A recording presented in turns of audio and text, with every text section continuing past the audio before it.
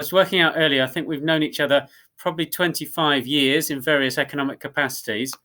And it was nice to catch up with you in the autumn. So I have a set of questions, bearing in mind we are addressing these to 17 and 18-year-olds. So the first question I wanted to ask you, you'll have seen the questions come through, is can you tell us about some of the interesting jobs that you've done in your economics career? Yeah, there's some strange and bizarre things I did. So I negotiated a contract with an American salvage company to bring up 20 tons of gold from HMS Sussex off the Gibraltar coast. Was that a wartime ship that had sunk? That was a wartime ship, but it was an 18th century wartime ship. Right. So it went down in 17th century. It was 1693 it sank, and because it sank and took down, it's 10 tons of gold. Took down the British gold reserves, and therefore we had to establish the Bank of England to raise a loan for the English government to continue fighting the French, which was a favourite preoccupation at the time. Absolutely. I had to decide whether to continue with a gold auction in 2001. When the day after 9/11, so I had to go back to the Treasury and calm down various senior people who thought that a plane was going to land on the Treasury that afternoon, and decide whether to go with a gold auction next day. I went into Cobra emergency with Gordon Brown on the 7th of July in 2005 when there was a terrorist attack in London. To try and talk him through how the financial system was going to continue operating. Set up the debt management office in 1997, 1998 that now manages the government's borrowing and cash position. And is currently in the news for selling rather a lot of debt with the occasional uncovered auction, I believe. Oh, right. I hadn't realised we'd had another uncovered. I think there was one in March, and it set a few jitters. But anyway, not on your watch, thankfully. No, we had a couple of uncovered auctions when I was there. So I had an interesting decision to make. In about 10 seconds, I had to decide the fate of £10 million, and whether to take a bid at an auction or not. I'm sure you got it right. That came with the territory. And you moved to the IMF, didn't you? Was it 2007, 2000? A little bit before 2007. Yeah, 2006, sort of February 2006. And ended up running the London office of the IMF, is that right? Eventually, yeah, back in 2009 to 2015. Okay, which leads me on to my second question, which you'll have seen, which is it true that whilst at the IMF you predicted the 2008 crash? Predicted would be too strong a word. I'm always bearish, so I'm always thinking things are going to crash anyway. A colleague and I went to New York in early 2007, and we dug into the mortgage market and the subprime securitization process that you may have seen in The Big Short and things like that.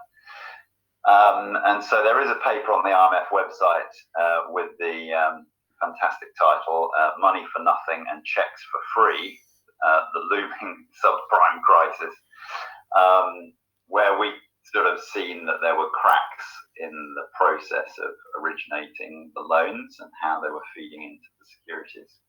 And so we were seeing, even then, it wasn't predicting anything. You could see the sort of foundations starting to crack at the time in the data. So it wasn't a big thing. I don't think anyone really understood how severe the liquidity stress was going to be. So yes, people sort of said, yeah, there's too much debt, there's a big problem, and so on. Not many people said that, but some did. But I don't think anyone really predicted how widespread the liquidity problems were going to be. Okay. Well, I think for A-level purposes, we'll chalk that up as Paul predicted the 2008 crash, and should thus get a credit. And if any of the students want to look up the title, it's a more interesting title than many economic papers. Yeah, our boss allowed us to you can look in the titles of the paper, the subtitles of the paper. There are various Dire Straits lyrics references in the paper. So things like "Twisting by the Pool" and "Money for Nothing." Are there any Sultans of Swing in there, or would that be pushing it too far? I don't think Sultans of Swing got in there. That wasn't really sort of relevant for the securitization process. Perhaps by 2008 that would be a description of turbulence in the markets, but again, opinion will vary. Okay, well, let's move on to the current crisis. And opinion varies on whether this is the worst crisis since 2008, since the war, since the Great Depression, or according to a member of the Monetary Policy Committee, for several centuries. What do you think? Yeah, it's, in terms of the shock to demand, it's equivalent to Great Depression territory, or perhaps the beginning of the First World War. So in terms of what you're going to see in second quarter GDP numbers, the impact is going to be a step down by 25%, 30%. And so that impact, that immediate impact, is the equivalent of the Great Depression all in one. So whereas the Great Depression in the US got to a GDP contraction of 25%, 30%, it took a few quarters to get there. This is a sort of almost a voluntary government-mandated shutdown of the economy that's led to this step down in output. The big question is going to be, what is the recovery from that like? If it was just merely a shutdown, reopen, everything go back to normal, then it's what we call a V-shape recovery. So you get a sharp down and then a sharp up, and you sort of go back to where you were. No one expects it to go back to where we were quite, but lots of opinions about how fast and how flat the recovery is going to be coming out. So is it a sort of more of a J-shape recovery, or even a sort of almost, we're not actually going to get back to where we were for a long, long time. And what do you think that depends on? I would probably be on the sort of, we'll recover quite quickly in Q3, Q4, but it won't be to where we were in Q1. And it's going to take a long time to get out of this, because the impact on government finance is going to be dramatic. Okay, well, that leads on to my next question, which is, which aspects of it are you most concerned about? Is it the public finance angle? Yeah. So I think GDP is going to probably come down, GDP level, by about 10%. Government debt is going to be up 30 to 40% of GDP as a result of this. And so we were in a dire position beforehand in terms of public finances, not just on balance sheet debt, but all the debt that we're hiding off balance sheet. But this is just going to make the dynamics look a lot worse. So not just the UK. Main concern in Europe would be Italy, where Italy was still in effectively recession and has been in sort of close to a 10-year recession since the Euro crisis. This is going to have a sort of step worsening on its debt dynamics, and how Italy recovers is the main question for Europe. And are you concerned? The UK, we've got a big choice to make. This is, do we have a sort of generational push to get the debt down, and the government run surpluses for a long time, or do we inflate it away? And that's the big sort of debate we're going to have, and it's going to be influenced by what other countries choose to do as well.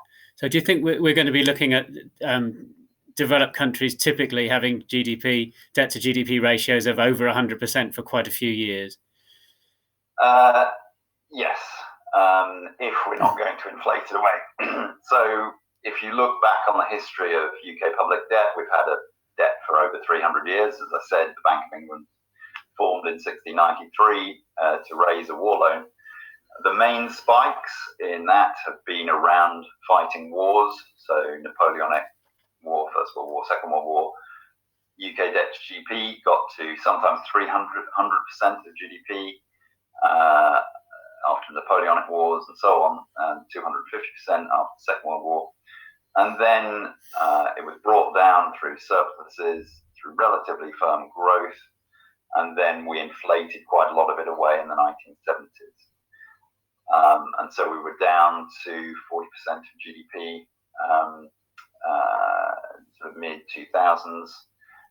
We've been running surpluses in the 2000, 2001, so that was the last time the UK government actually paid down any of its debt. Our real problem is not just that we've got a high on-balance sheet debt, but we've got an enormous off-balance sheet debt that we're not really counting. So the main sort of problem for the UK government is that it's running a £1.5 trillion pensions shortfall for its own employees. Like, I was a Treasury official, my pension is not funded. That has to be paid from general taxpayers. There's no pot of money that's been saved up.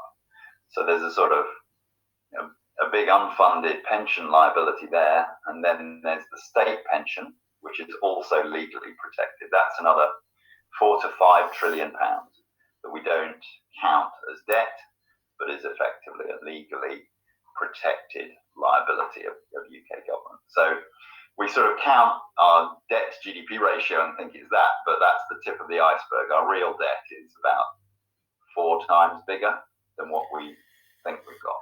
And just going back to something you said a minute ago, you're talking about inflationary financing of public debt. By that, you mean having a relatively high level of inflation, which reduces the real value of the national debt, rather than direct monetary financing. Well, it's a process and then the end result. So the end result is prices rising 15, 20, 25% a year. But interest rates much lower than that, sort of 5-10%, and then you've got a negative real rate of interest of significant amounts. That's what happened in the 1970s. So inflation, I think, peaked in the UK in the 70s and sort of mid-20%. But then you had a concerted effort to get inflation down under Mrs. Thatcher in the 1980s, and high real rates then were imposed. And that led initially to a recession in the early 80s, but then gradually got inflation down and so on. So it's both the target, what are you allowing, what is the Bank of England being told to do or setting its inflation target to do? Does it say, well, we're not going to bother, our objective is growth, not inflation. So if you see those signals, you're going to see negative real interest rates. The means to do it is that it starts directly financing government deficits, and that's how you boost the money supply rapidly. Of course, at the same time, the banking system may well be contracting, cutting credit to the wider economy. So as you've had since the crisis, you've got a big increase in what's called base money, in cash, bank reserves, and so on, whilst credit to the wider economy has been subdued. If banks are still wary of lending, or there's no demand for debt, then governments will print money, raise the level of base money, and whilst wider money supply. Okay. And just as a sort of trailer for a question I'm going to ask you later, with those two stark choices between running surpluses, which is a sort of austerity process, and inflating the debt away, what's your instinct as a former Treasury and IMF official? Well, I'm always a general fiscal hawk and believe that people and governments should be keeping their promises, keeping their word. And so whilst moderate inflation isn't too costly, so long as it's well signaled in advance, as soon as you get to 20, 30% inflation, then you're getting into significant amounts of redistribution through the inflationary process.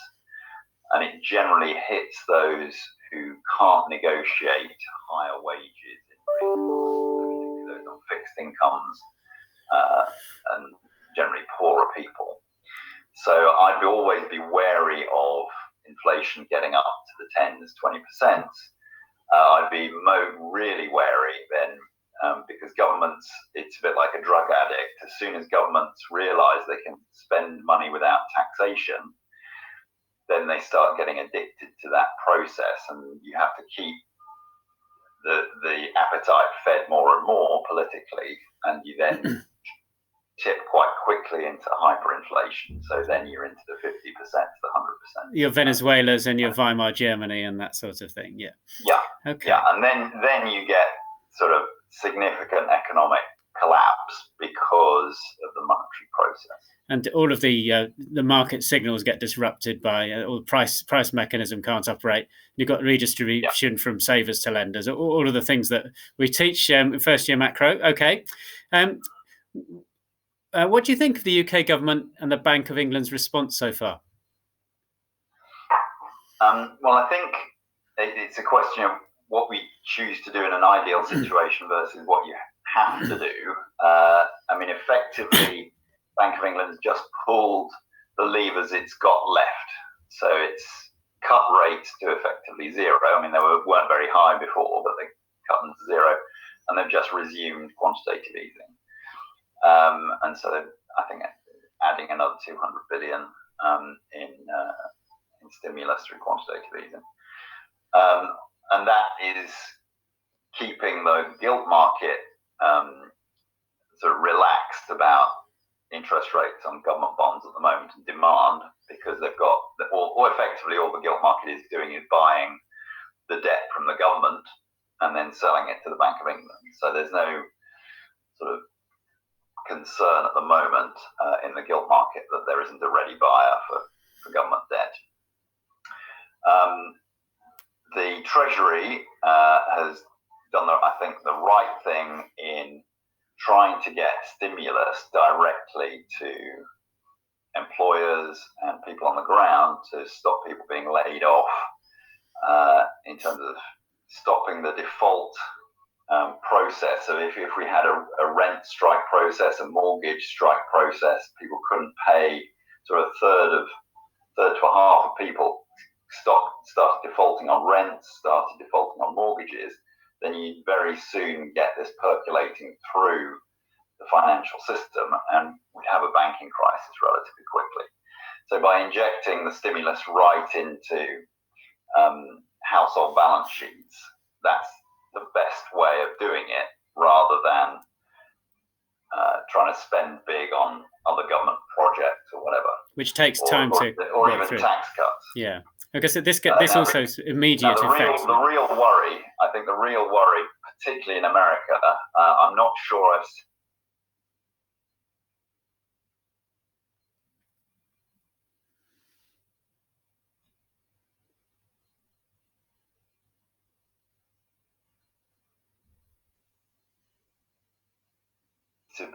you have to be Sorry, Paul, just we stopped there for a minute. You were saying the real worry in America is?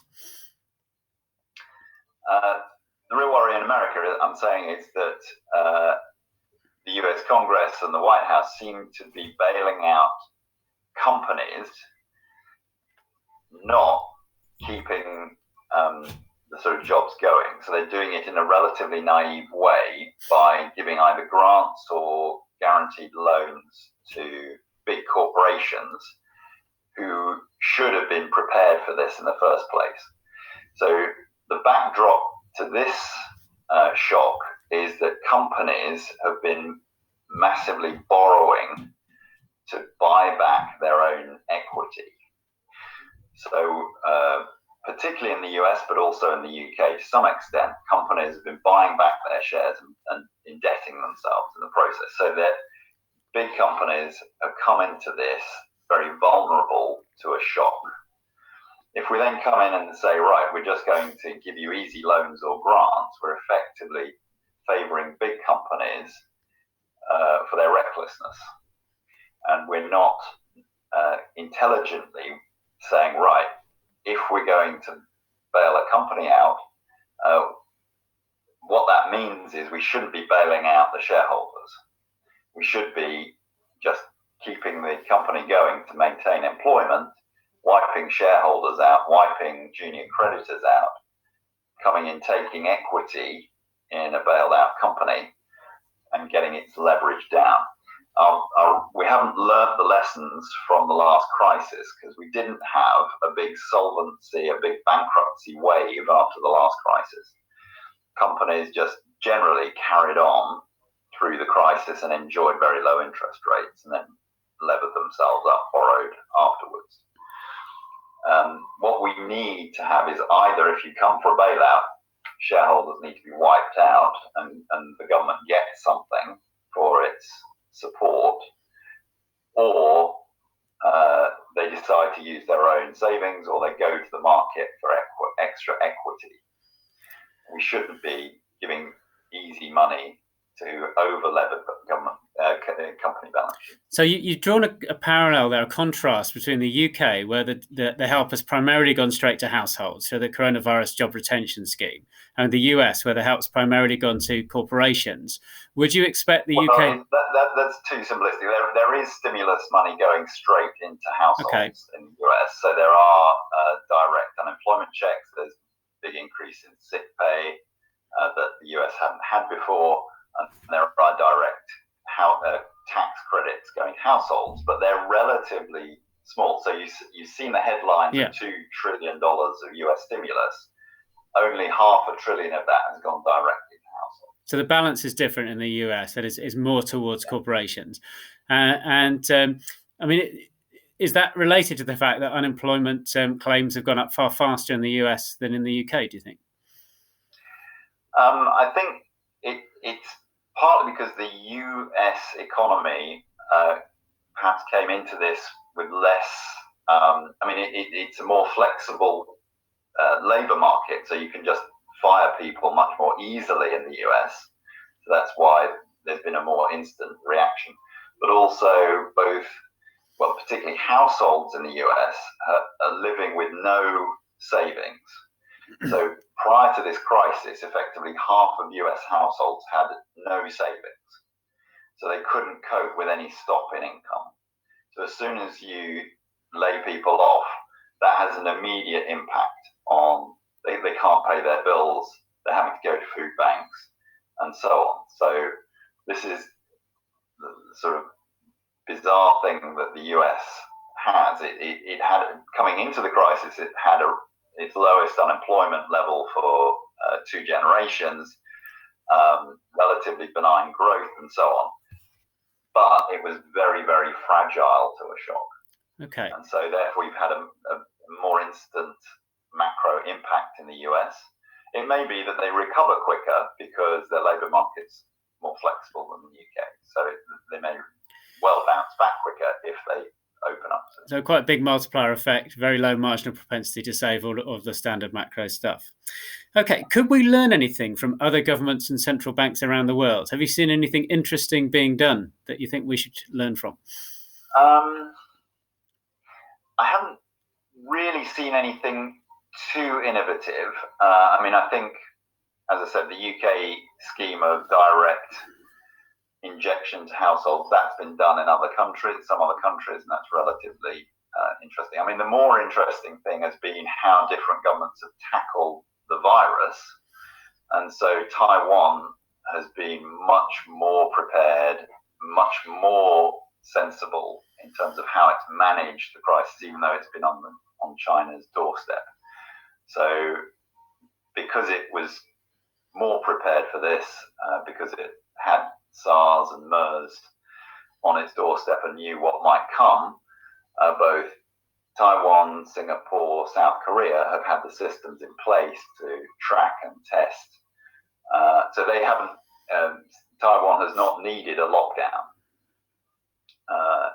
And it's had very, very few cases because it's testing all the time. And so economic impact has been minimal in Taiwan. Obviously, you then got the global supply shock, the demand shock as a result of the whole lockdown of the Western economies. But in and of itself, different governments have tackled this differently, have been better some have been much better prepared than others. Well, Germany's been the European one that's caught the eye with a bigger population than us. That's because Germany has came into this with much better testing infrastructure. It's got a much bigger pharmaceutical chemicals industry, and so it's had that infrastructure. So it came in with many more ICU beds, so it didn't have to worry as much about overcapacity in its hospitals. Okay, we talked about U shapes, V shapes, J shapes, and L shapes earlier. How long do you think it will take to get back to economic normality, or do you think there will have to be a new normal? Well, that depends on how we think, how long we think this virus is going to continue to propagate. If we remove lockdowns relatively soon, get most of the working age population infected and over it, because we haven't got a vaccine coming for at least 12 months, so maybe 12, maybe 18 months out. So to get the economy back to relative normality, you've got to have what we call herd immunity. That was what was thought at the beginning. It seems as though many more people have had it than we initially understood. So certainly the testing in the US, in certain prisons, in homeless shelters and so on, are suggesting that 30 or 40% of people have had it and have had no symptoms.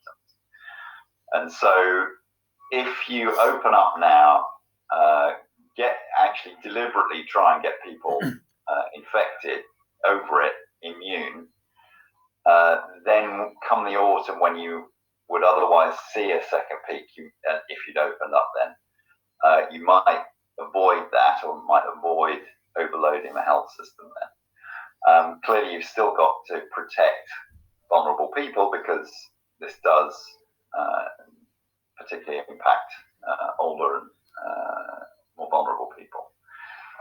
But in terms of general employment, you've probably got to start opening employers up, shops up. You probably won't go back to sports events with 50,000 people for a very long time, until you sort of think you've got 90%, 80%, 90% immunity in the population. So the normal is going to still be much less mass activity, particularly in entertainments and sports and so on. Public transport will have to be differently organised and so on for quite some time. So that's the normal that we're going back to won't be the same as where we were a year ago. Okay. Now, in your previous career, you had more than 5 minutes with the Chancellor on many occasions. If you had 5 minutes with him now, what advice or information would you give him? I think the advice would be, you've got the public policy response has got to trade off lives saved initially against lives lost if you keep the economy shut down. So, and I think that's why you're going to see hospitals starting to reopen, because we're actually killing people by not treating them for heart disease and cancer. And so the mortality from this is partly the virus, but partly because we've shut down the hospital system for other treatments. And so you're going to see a sort of longer term problem. Also, don't forget that there's a much bigger increase in suicides and mental illness if you have economic recessions that are prolonged and high unemployment. So there's the importance of trading off not just lives you can count now. You've got to remember the lives that you're not can count so easily in 6 months' time, 12 months' time. You've got to remember that if we have a prolonged depression, we're not going to afford a health service in 2 years' time. So you've got to sort of trade off economics in that sense. And I think the main thing is on corporate bailouts, you've got to be very intelligent about where you go into the capital structure of a company if you bail them out, particularly publicly quoted large companies. You've got to get something for the money, because government cannot take on the debt structure of the whole system and bail everything out, because then you're at the private sector debt to GDP in the UK is 250%. So government cannot take all that on. No.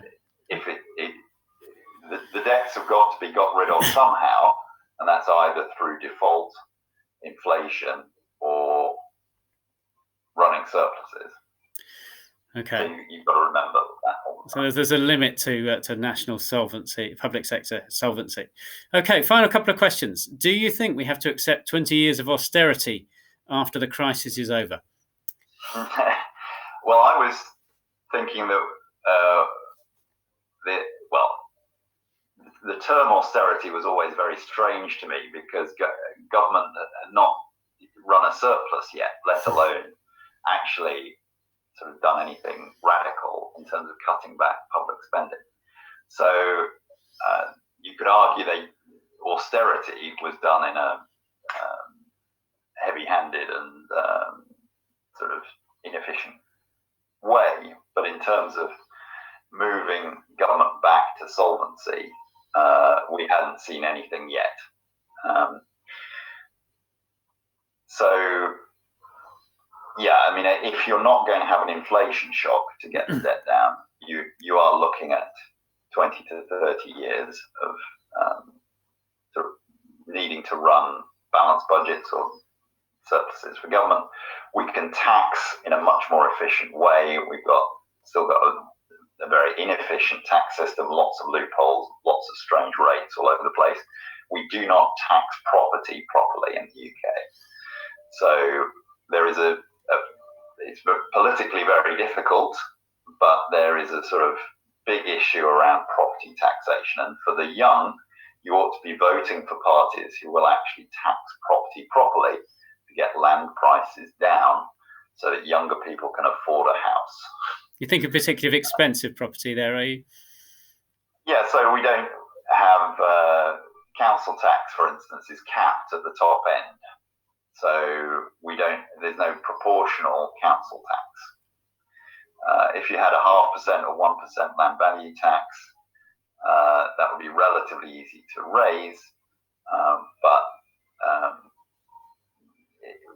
we don't tax housing properly, and so therefore that's part of the reason why we have excessive house prices. I mean, obviously there's supply-demand issues in the UK particularly, but that's a sort of big issue that we don't do.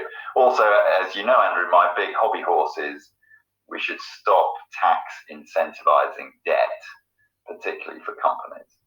So we should be tax penalizing debt and making equity advantageous. Get the whole system much less fragile, much more stable. Then governments don't have to panic every time there's a bit of a shock like this. Okay. So final question. Will the crisis rip up the economics and economic policy rulebook, or are we just writing a new chapter? I think it's a new chapter. I don't think it's ripping everything up, because there have been precedents before, but you have to go back to sort of major wartime finance time. So in 1914, there was a big economic shock that nobody predicted. I just want to make the point that this is not a sort of big shock that came out of nowhere. Everyone in major corporations and governments should have been prepared for this much better. This was sort of top of the UN geopolitical risk list for ages. I was wargaming pandemic flu in 2005 in the Treasury. So I'm shocked how unprepared we've been for this. Any major corporation should have been prepared for this. So this is not the black swan event. This is what Nassim Taleb's called a white swan event. This is you don't know the timing of this, but you knew it was going to happen sometime. So in that sense, the shock has been that we've been unprepared. In terms of the other shocks we could face, major terrorism event, the power grid going down, with power cuts and so on. It's obviously a shock in hospitals and to some degree mortality, but we've amplified that in terms of the economic shock. In terms of other infrastructure things that could happen with sort of relatively high probabilities, this is relatively easy to cope with. Okay, so perhaps the better way of putting it would be this needs to be a wake-up call about planning rather than changing the way we think of it. We need the whole infrastructure, corporate structure, financial balance sheets a lot more robust to cope with shocks like this. And that's why company profitability is not going to be as high for long, because a lot more inventory has got to be held. There's going to be a lot less just-in-time delivery on stock management and so on. So companies are going to have to become less efficient, but much more robust. Brilliant. Well, look, I'm so grateful for the time you've given this morning. Thank you very much indeed. And it's great to see you again. Is there anything else you'd like to say? The students who listen to this will be going on to study economics at university. Any final words for them? It's just encouragement that it's always interesting. Economics gives you the tools to analyze and understand what's going on, but always be prepared to think outside the box, because what's really going on is generally not what you're hearing in sort of mainstream media. So just keep thinking, sort of get the tools and then apply them in a novel way. Thank you. Well, I think always think balance sheets. You've given us lots of examples of that today. Dr. Paul Mills, thank you.